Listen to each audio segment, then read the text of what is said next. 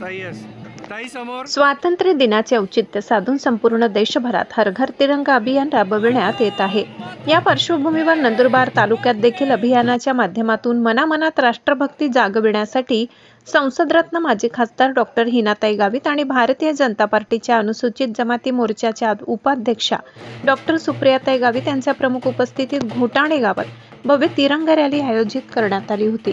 या भव्य तिरंगा रॅलीमध्ये भाजपा तालुका अध्यक्ष दीपक पाटील, भाजपा नगरसेविका रेखा चौधरी, नगरसेविका शोभा चौधरी, नगरसेविका नीता मराठे, नगरसेवक पंकज चौधरी, भाजपा नेते अविनाश माळी, सरपंच सचिन धनगर, माजी जिल्हा परिषद सदस्य सागर तांबोडी, सामाजिक कार्यकर्ता शेखर पाटील, सरपंच लोटन पाटील, उपसरपंच डॉक्टर मनोज गिरासे, सरपंच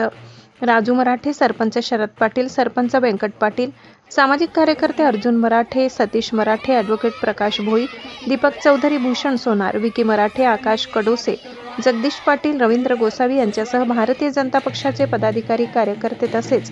ग्रामस्थ, विद्यार्थी, शिक्षक, कर्मचारी वृंद मोठ्या संख्येने उपस्थित होते।